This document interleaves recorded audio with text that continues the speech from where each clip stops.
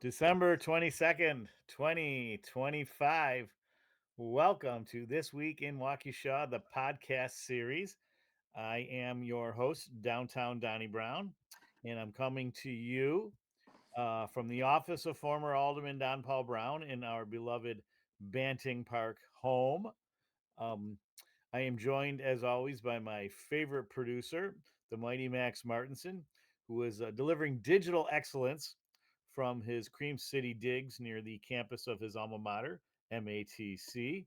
And Max is back after a long um, pre-holiday holiday out in Ohio, visiting friends. Glad to have you back, Max. This Week in Waukesha is a civic media production brought to you in cooperation with WAUK Radio, 540 AM, or 101.1 FM if you live in the Shaw. And I am honored to have as my guest. It's been I think more than a year since we were still doing radio when we had him on the show, and it's right around this time. Talking, of course, about Waukesha South varsity basketball coach in your third year, right? Third year, Third correct. year, Lee Montez, 20 plus years, I think 23 years as an assistant during that Yes, time, and now the big cheese, if you will. And South is off to a 3-3 start, and though that doesn't sound promising, keep in mind two of those losses came to um, teams that are traditionally part of that state competition or state title conversation. One of them, of course, is Wisconsin Lutheran, and the other is it Wauwatosa West? Is that the other one? Did I get that my Toaster school right? correct, So those correct. are the two losses. Lost a heartbreaker to Pius by 1 point, but wins over Hamilton and also former Classic 8 rival back when South was in it. KM, I heard a very impressive win. That was last Thursday night, correct? That Um, was last Tuesday. Last Yes. Tuesday, I stand Yep. corrected. Thanks. So, but looking good. You know, you're. I've heard great things about your juniors, in particular Keegan DeGeorge and Mr. Jordan Garcia, who've been part of the varsity franchise, if you will, since their freshman year and are really living up to the promise. I'm told, and then also one of my favorite players, senior Luke Trindle, and also Isaiah Crawford. They're getting a lot of time, a lot of support on the boards, as they say. Am I right in saying that? Yeah, Isaiah and Luke didn't get a lot of playing time last year as juniors, but they battled through it and put in the hard work and effort, and it is paying off for them this year. That's great to see, especially after watching them as sophomores and how well they played as team players and just an all around game, especially Luke Trindle. I was really excited to see them at the varsity level and making bigger contributions this year as seniors. So, and of course, you also I think this might have been your conference opener, a win at North for the Correct. second year in a row, getting a win on the road against the crosstown rival, and also against is it a former player of yours or former fellow coach Mitchell Hennis? Did he play under you at all when you during your assistant years?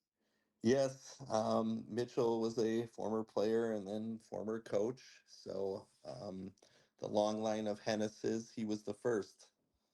That's right. So, and it's great to see him working here in Waukesha. I know he wanted to be back at South, but I mean, North is great too. Or it's a great opportunity for a South alumnus to go there and leave the black shirt stamp on the on the North legacy. That's a good thing. And so, really wishing him best of luck. And then tomorrow morning you've got a little holiday tournament. And those are always fun. It's over at New Berlin West, and it's against Oak Creek. That is correct. So, what's the scouting report on Oak Creek? I didn't get a chance to dig deep into their Um, program. they're 4-2. Okay. Um, they have a very good starting lineup. Mm. Um, they have four guys averaging in double figures. So it's Uh, going to be a tough task for us tomorrow morning. Sure, sure.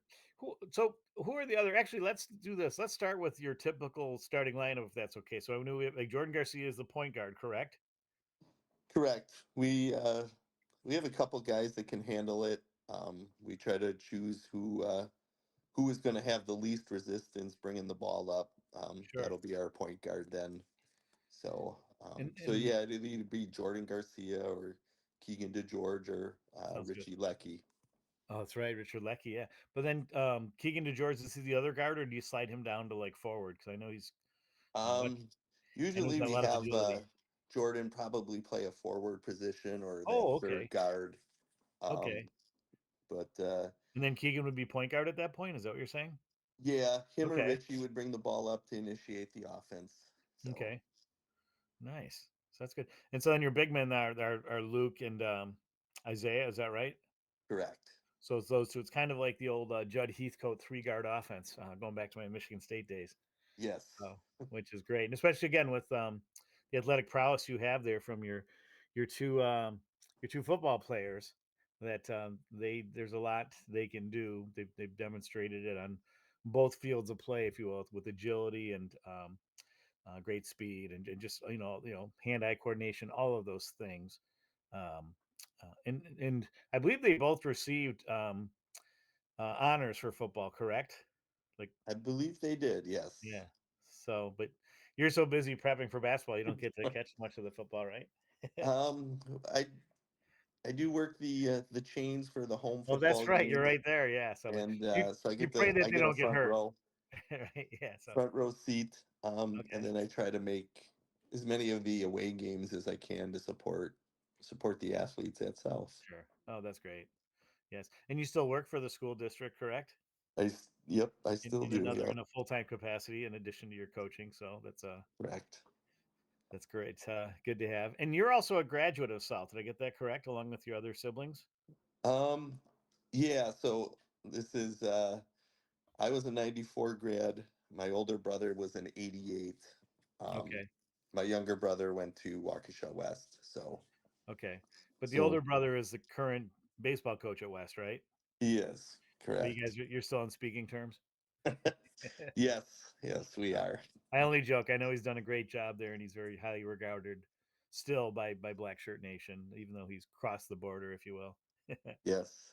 playing for the evil empire. So, um, but so how about your bench? So we know your starting lineup and looks like a pretty formidable lineup you got. How about your what's your bench look like?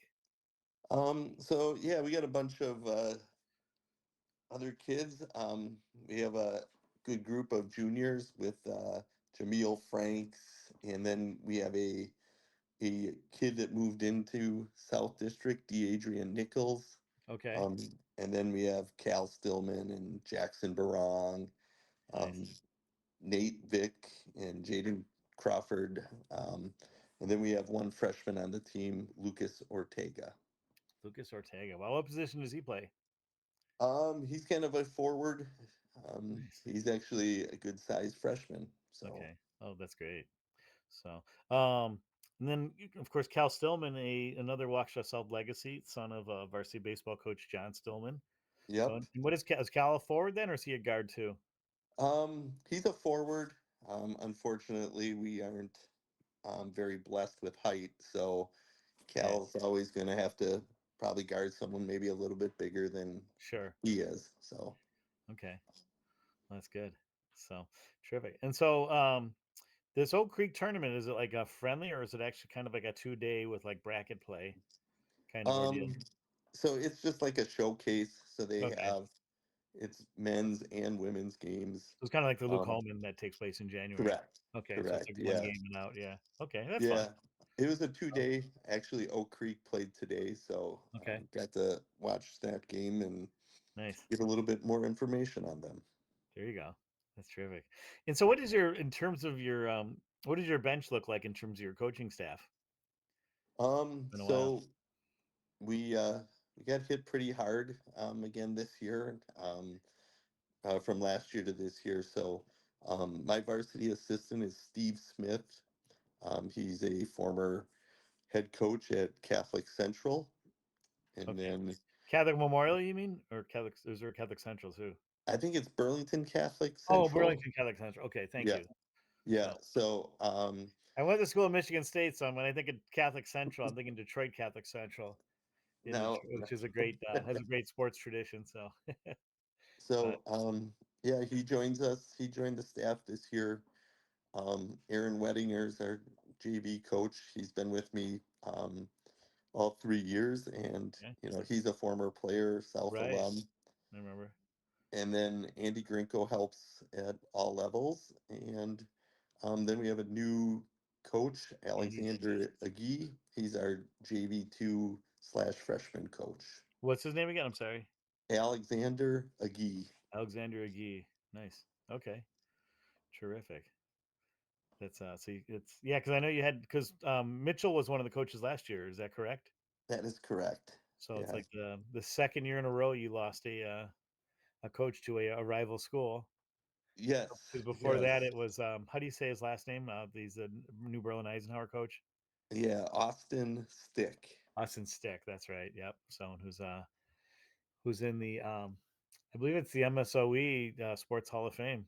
He That had is a good college correct. career as well. So, but I certainly thought he did a great job at the. I believe he was like a JV coach, JV1 coach, or freshman, or JV2, JV1. JV1. JV1. Yeah, I remember him Yep. doing a great job there, and so and also very highly regarded by the players, and I know yourself and the rest of the staff. So it's yeah, there'll be some exchanging some trade secrets, I imagine, or it'll be like I said, really doing a deep dive into each other's um what do you call it frame of mind, or if I always lose the terminology on that, but um so and then so you're 3-3 now, and then so what is any other games between Christmas and New Year's or holiday tournaments? No, we have tomorrow, and then um, that's that's it until after January starts. So Okay, terrific. And then so when does play pick up again when I'm guessing it would be like the week of the 5th, like a January 6th, would there be a game? The 8th no, or the we ninth? we Or, our next game is January 9th, okay, against Greendale. okay. So there'll be a long break between games, but at least you'll get a lot of practice in, correct? Yes. Yeah. Sounds good. Good deal. So excellent. And is Greendale at home or on the road? Greendale is at South. Okay, good. So, well, that's terrific. Because I know I need to go out and watch some of the games.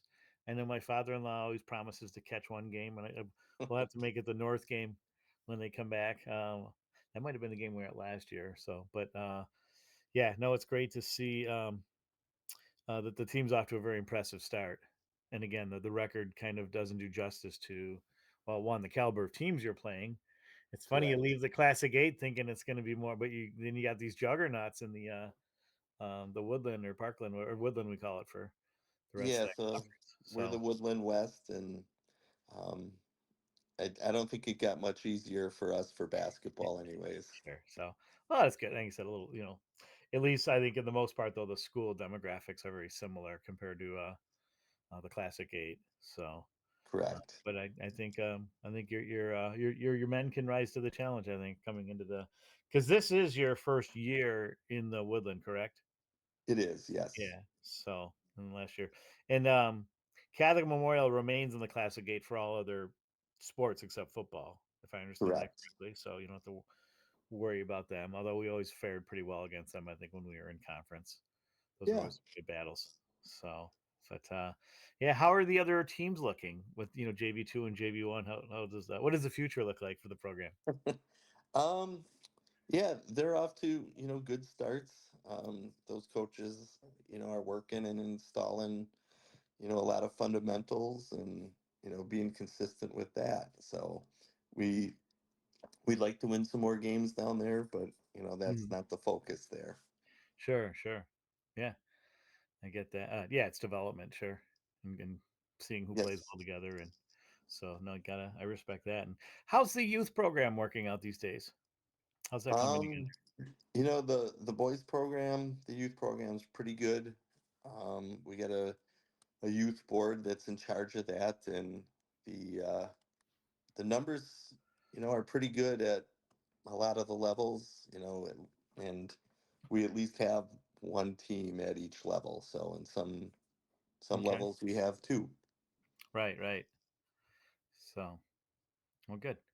Yeah, that's good. Then you got it. Then you're. It's. I mean, it's not as much pressure as football because you know one or two boys you can build a pretty strong team around for the most part. And but it is good to have those numbers and players that are coachable and will, and willing to willing to play in the spirit of the team concept.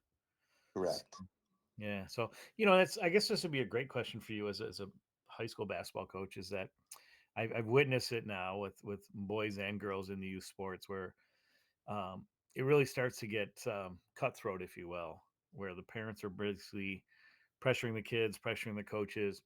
They're only out there for their individual kids and not really understanding the idea that it's the focus on the team that should mean everything. And especially if their kids have aspirations of playing beyond high school, that it's something, college scouts would look for, is how well they play together as part of a team, as part of a unit, how coachable they are. And how do you find yourself? I knew your predecessor, Coach Richter, had dealt with it before with some of the prodigious talent that he had in his later years. That, are you getting much pressure like that about kids' playing times, or any of that other maybe parents not respecting the 24-hour rule, or how do you manage that?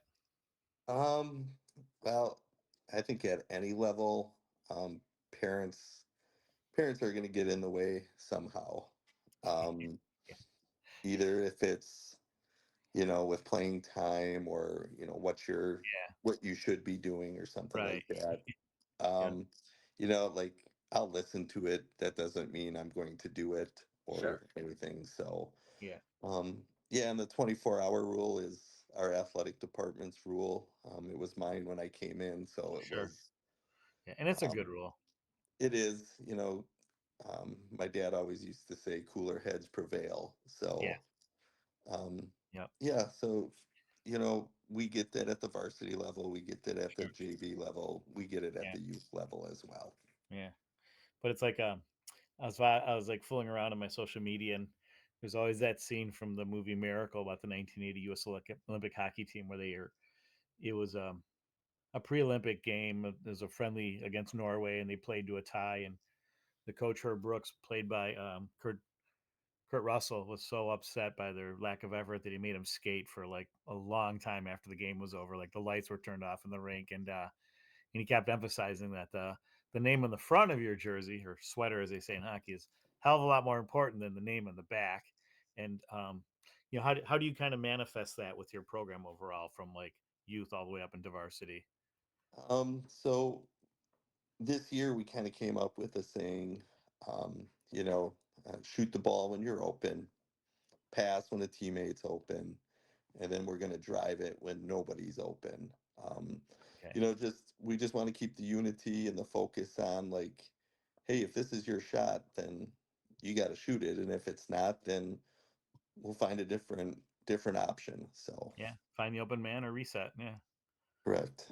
Good deal. So we have 2 minutes left in this first podcast, and then, like I said, we hope you can stick around for the second one. We got to talk baseball now, and your twins, as well as other happenings for the holidays, and more basketball, of course. But what is kind of your